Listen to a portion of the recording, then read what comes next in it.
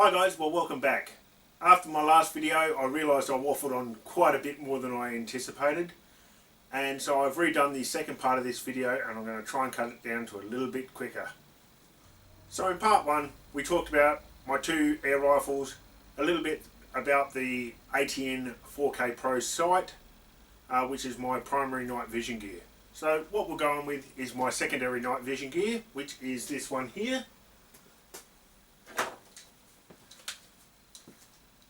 This is a night sight Viper RTEC. Fairly basic. It records in I think 780p, not the 1080 like the 4K Pro does.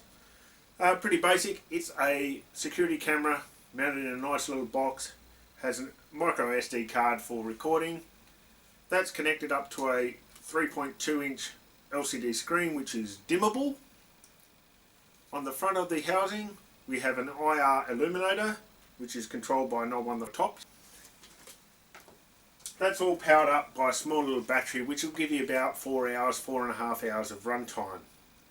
This is really handy. It clips onto the back of your scope and so it can be interchanged between rifles and you don't have to reset to zero.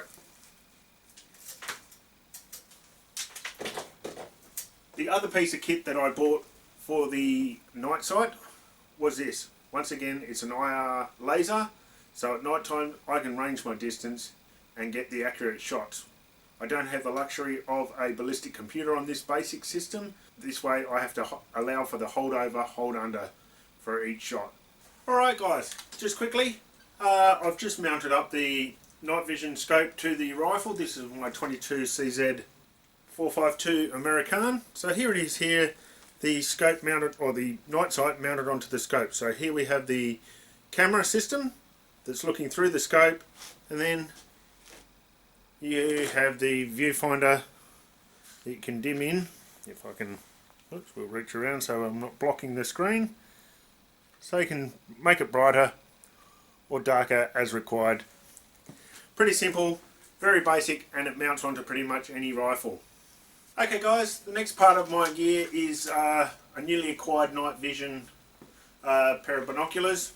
It's really a monocular, but you look at it through a screen on the back with both eyes, which make it a little bit easier for you to see through. Cheap eBay system. It's not great, but it's good for what I want to. Instead of looking through a scope, I can look through these. Gives you a little bit of better field of vision. You can zoom in, zoom out, you can adjust the IR intensity. It's got a focusable lens here so you can actually get a nice crisp, clean, clear shot. It's also recordable so you can take video and photos with it. It has quite a nice screen on the internal, and it just makes it easier for you to see what you're shooting at, and it also gives your eyes a bit of a rest rather than looking down the scope. Okay guys, the last piece of night vision equipment that I carry around with me is an IR illuminator. This one here is a cheap eBay special again. Does the job that I need it to. It has on-off function, a focusable beam from spot to flood. It's my emergency torch, just in case one of my other IR illuminators goes down. I can still go out and continue shooting by using this one.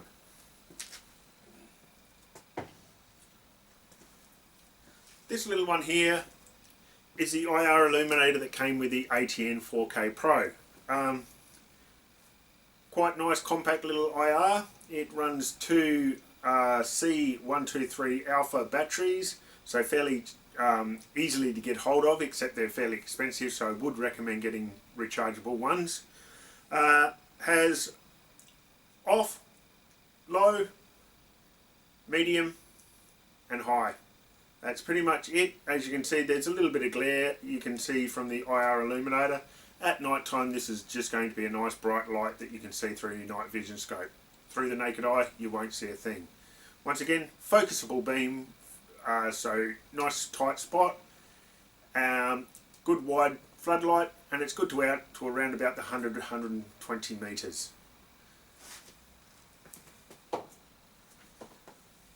The final one I have, and this is my newest IR illuminator, this is a Zee Vision IR Torch. Now, The good feature about this is it has 3 different lenses, or pills as they call them, inbuilt into the head. So you can interchange between red light, IR 940 and IR 850. Now the difference between them is slightly different ranges and slightly better quality up closer. So the IR 940s has a shorter range but better bright light up close, whereas the 850 has a little bit longer range but the quality isn't as good. That being said, as you can see, nice red light, and then if we flick over to the IR, so slightly different, but as you can see, just a quick flick of the switch and it changes from visible red light to your night vision gear. On the back here you can take the butt cap off and it comes with a push button extension. I mount this on the front of the bottle of the air gun, and that way I can actually control it using my support hand to turn the torch on and off. Great little feature. Once again, focusable head from spot to flood. So yeah, that's all my night vision gear. Let's get on to some other stuff. Well guys, that's the night vision gear out the way. Let's get on to some white light. I carry with me a handheld torch. This one is a Bullseye Sniper 2 Pro. Good little torch. It has a high, medium, low and strobes. Just very handy to carry around for spotting and also locating drop or down quarry, and also to see where I'm walking at night. Carry it in my pocket all the time, and it's just handy to have around with me. The next thing I have is a cap lamp. This is really good in regards to that it keeps your hands free, so you can carry your rifles, your shooting sticks or any of your other equipment while still maintaining a torch or a light to see where you're walking, or if you want to, zoom it out and you can scan your head around and actually spot with it. It has high, low and strobe. Fairly basic, but it's just a really good little torch to have around with you. Alright, torches are down. Let's go on to the next thing. These 3 things that I'm going to talk about, just going to assist you in becoming a better shooter. I've mentioned it several times before, a rangefinder. Always carry or always use a rangefinder if you don't know your distance. If you don't have the luxury of a ballistic computer, you're going to need to adjust for hold over, hold under at different ranges. If you don't know those ranges by manually walking out and measuring the distance, you're going to need to be able to range it with a handheld rangefinder. Know the distance. Once you've done a bit of shooting and you can actually tested your pellets, you can actually work out how much the pellet's going to drop over a certain distance or at a certain distance. So utilise a rangefinder. The other thing that's going to affect your flight of your pellet is the wind. So having a wind meter, so this one is a Kestrel, a little handheld Kestrel, really handy to have with you. As I said, I can input the data into my ballistic computer on the ATN 4K Pro. However, I choose not to. I do the manual hold off and allow for the wind drift. It can take some time for you to learn how much you need to hold off for the wind, but you gain that over experience. Just knowing that, you know, roughly how much the wind is blowing, so whether it's 2k or 20k or 15k's. That change in wind speed can affect the drift of the pellet quite substantially. So knowing your wind speed, especially in blustery conditions, can make the difference between a shot that hits and a shot that only just misses. And finally, one of the most important pieces of kit that an air rifle shooter should have with them is a chronograph. This piece of kit can tell you what speed or the velocity of your pellet is coming out the barrel. Now this is really important when you need to put that information into a ballistic computer, or even just so you as a shooter can allow for the hold over, hold under of your pellet at different ranges. It can also give you a few indications of malfunction with your gun, like if your air pressure is too low or your regulator is starting to play up. So having a chronograph, this one here is the FX pocket chronograph.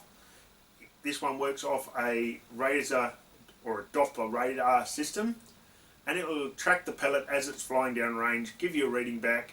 You sync it up to your phone or tablet, and you can read the feet per second, meters per second, the joules or the pounds per square inch of force that pellet is going to have coming out the barrel. This will actually appear on the screen, and you can set the screen or the tablet or phone to actually talk to you and tell you how fast it's going. So very handy piece of kit to have. Probably, as I said, one of the most important pieces of kit you need. Alright, let's get on to pellets. I showed you these ones earlier. Oops, we'll go there. These are the Barracuda Greens. They're a alloy pellet, 0 lead, weighing in at 12.96 grains. I use these on a permission that won't allow me to use lead. Good little pellet, good out to about 30 metres. Anything more than that, it's probably a little bit too far for the pellet and the air rifle. The next pellets I use are the Diablo, or Diablo. We'll call them Diablo, everyone else does. The Diablo Exact Jumbo Heavies. These ones are 18.13 grains, and as you can well imagine, they're quite a heavy pellet. I used to use these all the time. I've found that they carry too much energy into the target and penetrate far too often. Which is why a lot of my earlier videos, you'll see me going for the heart-lung shot, so the large chest area of the animal, and this will try and restrict or reduce the amount of pellets that would penetrate and cause damage to beyond the target. Finally, these are my favourite pellets at the moment. These ones are the JSP Hades Diablos. These ones weigh in at 15.89 grains, which is almost the same as the JSP Heavies. The difference between the Hades and the JSP Heavies is the crosshatch or the patterning on the tip of the pellet. So I'll grab one out and I'll put up a little picture of it if I can't get a decent picture of it in the camera. No. But as you can see, it's a uranium shaped pattern, and this causes the pellet to fly like a Diablo but have the characteristics when impacting of a hollow point.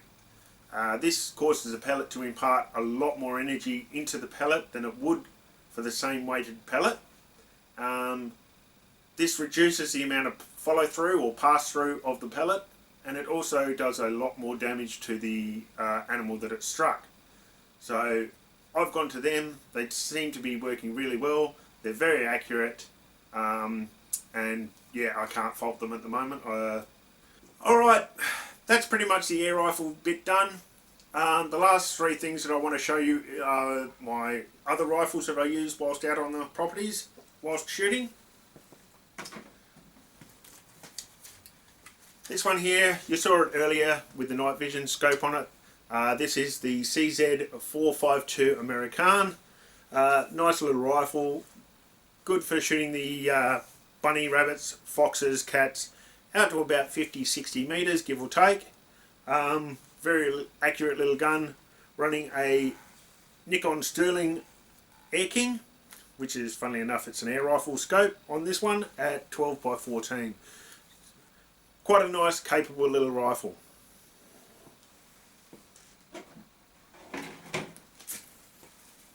The next rifle here is a Tikka T3, custom camouflage paint job done on it, because I just really like the pattern. This one here I use on larger animals, so once again mainly for foxes, out and beyond 50 metres, out to 100 to 150 metres. On the rare occasion that I do get asked to shoot kangaroos with special permits, this would be my go-to rifle for that. Quite happily would take down a large kangaroo at 100 metres. So it doesn't get out very often, but when it does its job beautifully.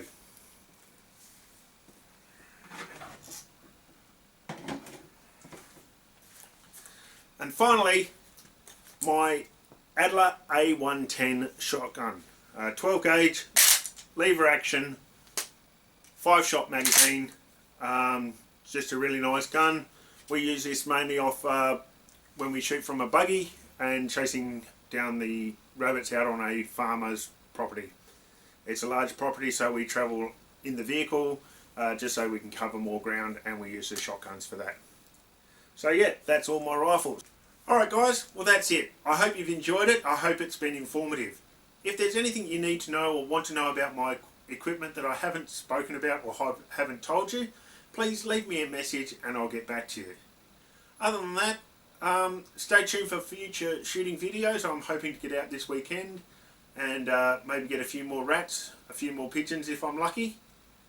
Until then, stay safe and keep to social distancing. Thanks again from South Oz Hobby Hunter.